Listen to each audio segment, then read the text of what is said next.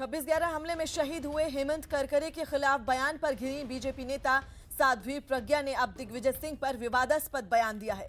साध्वी प्रज्ञा ने दिग्विजय सिंह को महिषासुर बताया और खुद को अधर्मियों को सजा देने वाली महिषासुर मर्दनी करार दिया। साध्वी प्रज्ञा के बयान पर उनके खिलाफ चुनाव लड़ रहे दिग्विजय सिंह ने भी पलटवार किया और दावा किया कि जो भोपाल का माहौल खराब करेगा उसे हनुमान सजा देंगे।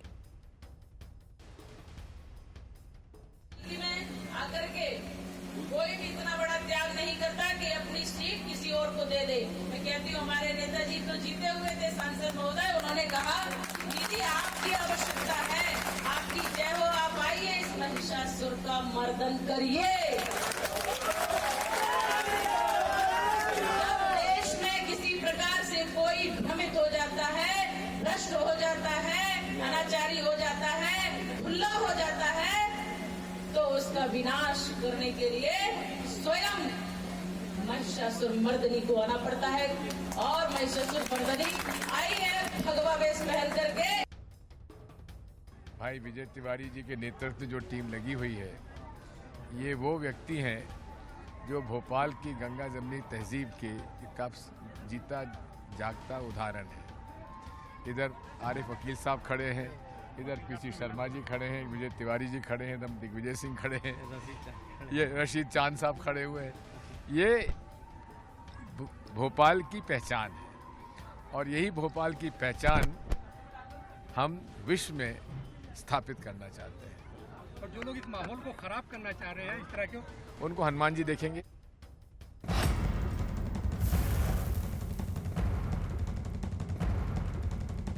और बड़ी खबर इस वक्त की, रोहित शेखर की हत्या के मामले में उनकी पत्नी, पत्नी के भाई और नौकर से लगातार क्राइम ब्रांच इस वक्त पूछताछ कर रही है और हमारे सहयोगी भी वहीं पर मौजूद हैं। लेकिन कुछ देर पहले ही उनके ससुर की प्रतिक्रिया लेने की भी कोशिश की गई। उन्होंने कहा कि पता नहीं आखिर किस लिए पूछताछ ये हो रही है, किस तरह का शक जाहिर किया जा रहा है, लेकिन अपूर्वा के बारे में ऐसा सोचा भी नहीं जा सकता। 16 अप्रैल को हत्या हुई थी, लेकिन आखिर एक कमरे में वो लगातार 14 घंटे तकरीबन बंद रहे, किसी ने उनकी खैर खबर भी क्यों नहीं ली। और कई सवाल ऐसे हैं जो अभी भी अनसुलझे हैं। और ऐसे में अब रोहित शेखर की पत्नी से, उनके नौकर से पूछताछ चल रही है। रोहित शेखर के साले से भी ये पूछताछ लगातार जारी है। मुंबई अब दिल्ली क्राइम ब्रांच इस पूरे मामले की तफ्तीश में जुटी हुई है और रोहित के घर पर ही क्राइम ब्रांच की ये पूरी टीम मौजूद है और अब से कुछ देर पहले उनकी पत्नी भी वापस लौट चुकी हैं। ये कल्पना ही नहीं कर सकते हैं कि अपूर्वा ये कर सकती है। मेरे को तो पुलिस ने बताया नहीं है और ना मेरे को कुछ मालूम है। पूछताछ चल रही है, अपूर्वा चल रही है। मेरे को कुछ नहीं मालूम भैया। अपूर्वा अंदर होगी, मेरे से मिली नहीं अभी। और मर्डर रिपोर्ट लिखनी कहते रोहित का मर्डर हुआ है। रोहित अब ये इस विषय में तो मैं कुछ भी नहीं कह सकता हूँ। क्या इससे पहले किसी तरह की कोई लगा कि कोई झगड़ा हुआ? कुछ वो झगड़ती ही नहीं है, स्वभाव में नहीं है उसके झगड़ा करना। मेरा नाम पद्माकर शुक्ला है। अब पुलिस वाले अब कुछ भी कह सकते हैं, वो झगड़ने का स्वभाव ही नहीं है उसका। दोनों के बीच में कोई मनमुटाव नहीं, कभी मनमुटाव का तो कल्पना ही नहीं है। पोस्टमार्टम रिपोर्ट में है कि गला दबाने से और इस तरह से। अब वो मेरे को इस विषय में कुछ नहीं कहना है। किसमें किसमें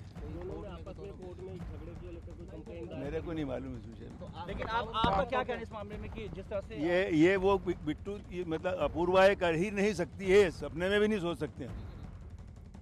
और जहां क्राइम ब्रांच की टीम मौजूद है रोहित के घर पर ही, वहीं हमारे सहयोगी भी मौजूद हैं। आनंद तिवारी इस वक्त हमसे सीधे जुड़ रहे हैं। आनंद, रोहित के ससुर का कहना है कि इस तरह की कल्पना ही नहीं की जा सकती, किसी तरह का कोई मनमुटाव रोहित और अपूर्वा के बीच था ही नहीं। आखिर दो थ्योरी की बात अब कही जा रही है, क्या आखिर इसकी ठोस बिना भी है पूछताछ की? जी देखिए प्रशांत, इस वक्त एक बड़ी खबर आ रही है। हम आपको बता दें कि जो अपूर्वा का फोन है उससे कई अहम सुराग क्राइम ब्रांच को मिले हैं और क्राइम ब्रांच के जो टॉप सोर्स है उनका कहना है कि घर के ही किसी सदस्य पर इस कत्ल की साजिश को रचने का और कत्ल करने का पूरा शक गहरा रहा है। कोई बाहरी शख्स का अब तक इस पूरे कत्ल की वारदात में रोल सामने नहीं आया है। घर के जो सीसीटीवी फुटेज हैं उनसे भी तमाम जानकारी जुटाने की कोशिश की जा रही है। 2 सीसीटीवी फुटेज घर के खराब क्यों थे, इसके बारे में घर के लोगों से पूछताछ की जा रही है। जो इनके एक भाई थे सिद्धार्थ, जिनकी तबीयत खराब रहती है, जो घर के अंदर ही मौजूद थे जब रोहित शेखर का कत्ल हुआ, उनसे सख्ती से पूछताछ की जा रही है। इस पूरे मामले में जो कॉल डिटेल है वो एक अहम कड़ी साबित हुई है क्राइम ब्रांच के लिए, और क्राइम ब्रांच के सोर्सेस का कहना है कि बहुत जल्द इस कत्ल की गुत्थी को सुलझा लिया जाएगा। लगातार क्राइम ब्रांच के जो तमाम अफसर हैं वो अंदर, घर के अंदर मौजूद हैं। उनकी पत्नी, जो सिद्धार्थ उनके भाई हैं, कजिन, उनसे, और जो घर के नौकर हैं जो घर के अंदर मौजूद थे, उनसे सख्ती से पूछताछ की जा रही है। इस पूरी घटना में एक ही सवाल है जिस पर आकर क्राइम ब्रांच की जांच टिकी हुई है कि अगर 16 घंटे तक शेखर तिवारी अपने कमरे के अंदर सो रहे थे तो किसी शख्स ने उन्हें उठाने की कोशिश क्यों नहीं की, उनकी खैर खबर लेने की कोशिश क्यों नहीं की। इसी सवाल का जवाब क्राइम ब्रांच को नहीं मिल रहा है। और इस पूरे मामले में दो थ्योरी पे क्राइम ब्रांच जांच कर रही है कि क्या कोई रिश्तों में खटास थी परिवार के सदस्यों में, या कोई पैसों का कोई एक ऐसी वजह है जिसके चलते इस कत्ल की वारदात को अंजाम दिया है। क्योंकि जो पोस्टमार्टम रिपोर्ट आई है उसमें सीधे तौर पे बोला गया है कि मुंह दबाने से, गला दबाने से रोहित शेखर की सांसें रुकी और उनकी उसके बाद दर्दनाक मौत हो गई है। तो क्राइम ब्रांच इस पूरे मामले को जल्द सुलझा लेगी, और इस पूरे घर में जहां पर कल से ही क्राइम ब्रांच की टीम डेरा जमाए हुए है, वहां पर लगातार सख्ती से पूछताछ की जा रही है। सीबीआई की सीएफएसएल ने तमाम यहां से जो घर से मौका मुआयना किया उससे तमाम जो एविडेंस है वो यहां से उठाए हैं, जिन्हें जांच के लिए वो अपने साथ ले गई है। तो क्राइम ब्रांच के अफसरों का कहना है कि जल्द इस पूरे मामले को सुलझा लिया जाएगा। बहुत अहम जो लीड है वो क्राइम ब्रांच के हाथ लगी है। और बने रहें आप हमारे साथ। अपने दर्शकों को हम एक बार फिर बता दें, एक बड़ी खबर इस वक्त की है। हमारे सहयोगी आनंद जो जानकारी दे रहे हैं उसके मुताबिक अब ये पुख्ता हो चला है क्राइम ब्रांच को कि किसी बाहर के शख्स ने नहीं बल्कि किसी घर के ही भीतर के शख्स का इसमें पूरा हाथ है। क्योंकि रोहित की पत्नी अपूर्वा के मोबाइल से कोई अहम सुराग मिले हैं क्राइम ब्रांच को, और वो इस ओर इशारा कर रहे हैं कि कई ऐसे मैसेजेस थे जो ये बताते हैं कि किसी बाहर के शख्स का नहीं बल्कि घर के लोगों का ही इसमें पूरा हाथ था। आनंद, अगर किसी दो थ्योरी पर काम किया जा रहा था तो क्या अब ये पुख्ता हो चला है कि अब की पर्सन अपूर्वा हैं, उनसे पूछताछ में ही अब इसका पता भी चल पाएगा कि हत्या कैसे हुई और किसने की? जी देखिए, प्रशांत, जिस वक्त रोहित शेखर की 16 तारीख को मौत हुई थी, उनकी मां ने जब मीडिया से बात की तो उन्होंने बिल्कुल इशारा करा था कि वक्त आने पे वो कुछ चीज़ें बताएंगी। यानी घर में सब कुछ ठीक नहीं था, ये बिल्कुल तय था। और उनकी मां ने रोते हुए एम्स में जब मीडिया से मुखातिब हुई थी तो उन्होंने बोला था कि कहीं ना कहीं शेखर कोई तनाव में थे। और ये दिल्ली पुलिस की जो लोकल थाने की तफ्तीश थी वहाँ पे भी बात सामने आई है कि उन्हें 2-3 बीमारियां थी, वो लगातार दवाइयां खाते थे, नींद की दवाइयों की बात हो या डिप्रेशन से दूर होने की। तो कहीं ना कहीं ऐसा कोई बात जरूर थी जो रोहित शेखर अंदर ही अंदर जिसको लेके काफ़ी परेशान थे। वही तमाम चीज़ें जिसकी कड़ी क्राइम ब्रांच जोड़ने की कोशिश कर रही है। क्योंकि रोहित शेखर का जो एक अगर बैकग्राउंड देखें तो वो अपने पिता की तरह उनका कद नहीं बन पाया था। वो लगातार ऐसा कोई काम नहीं करते थे। इस घर में जो तमाम जो इनकी माँ को पेंशन मिलती थी या जो तमाम एनडी तिवारी की जो पेंशन थी उससे घर के तमाम लोग अपना खर्चा चलाते थे। यही एक प्रॉपर्टी थी जो मुख्य प्रॉपर्टी है एनडी तिवारी की, जो सीधे तौर पर अभी जो क्राइम ब्रांच के सूत्र बता रहे हैं कि जो उज्ज्वला शर्मा है जो एनडी तिवारी की पत्नी है उनके नाम पे ये प्रॉपर्टी है। तो कहीं ना कहीं तमाम एंगलों को खंगाला जा रहा है, हर एक बारीक चीज़ को जोड़ा जा रहा है ताकि इस कत्ल की गुत्थी को जल्द से जल्द सुलझाया जाए। लेकिन मैंने जैसा आपको पहले बताया कि कहीं ना कहीं कुछ गड़बड़ जरूर थी जिसको लेके अब जो कड़ियां हैं वो जुड़ रही हैं धीरे धीरे, और पुलिस का कहना है कि जल्द इस केस को सुलझा लिया जाएगा। और क्राइम ब्रांच का दावा है कि बहुत जल्द इस गुत्थी को वो सुलझा लेंगे। तफ्तीश लगातार जारी है। हम आपको बता दें कि स्वर्गीय एनडी तिवारी के बेटे रोहित शेखर की मौत हो गई थी, और वो रोहित कोटद्वार से वोट डालकर सोमवार रात 11 बजे ही अपने दिल्ली के डिफेंस कॉलोनी स्थित मकान पर भी पहुंचे थे। उन्होंने खाया, उसके बाद 11:30 बजे वो सो गए थे अपने रूम में। लेकिन सवाल यही उठ रहा है कि मंगलवार शाम 4 बजे आखिर दस्तक क्यों दी गई उनके कमरे में, इतनी देर तक उनसे खैर खबर क्यों नहीं ली गई। लेकिन अहम सुराग अब उनकी पत्नी के मोबाइल से कुछ मैसेजेस मिले हैं। हावड़ा से दिल्ली जा रही पूर्वा एक्सप्रेस बीती रात लगभग 1 बजे कानपुर के पास हादसे का शिकार हो गई। पूर्वा एक्सप्रेस के 12 डिब्बे कानपुर के पास रूमा रेलवे स्टेशन के पास पटरी से उतर गए। रेल यात्रियों के मुताबिक पूरी ट्रेन 2 हिस्सों में बंट गई, जिसमें 15 यात्री घायल हो गए। हादसे की वजह से इस रूट की 12 ट्रेनें रद्द कर दी गई हैं, जबकि 14 ट्रेनों के रूट बदल दिए गए हैं।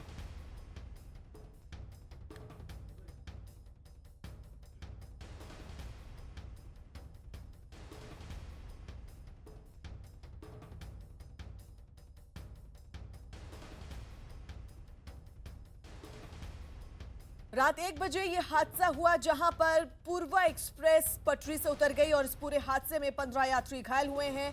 और गनीमत ये है कि इस हादसे में किसी जान माल का नुकसान नहीं हुआ, लेकिन रेलवे की लापरवाही सामने आई है जहां पर बड़ा हादसा होते होते टल गया।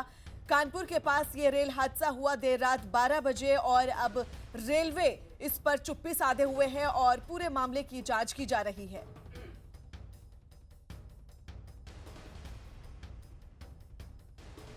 इस वक्त मैं खड़ा हूँ रूमा पर, जहां आप देख सकते हैं कि ये ट्रैक है जिस पर टेल के जो डब्बे हैं डिरेल्ड हो गए। डिरेलमेंट भी ऐसा हुआ कि सारे डब्बे शत विशत हो गए और ये सारे डब्बे एयर कंडीशंस के हैं, जिसमें B1, B2, B3, B4, A1, A2, H1, यानी पीछे सबसे पीछे जनरेटर रूम आप देख सकते हैं, उसमें वो तक अफेक्टेड हुआ है। सारे कोचेस जितने भी थे इसमें अफेक्टेड हुए हैं।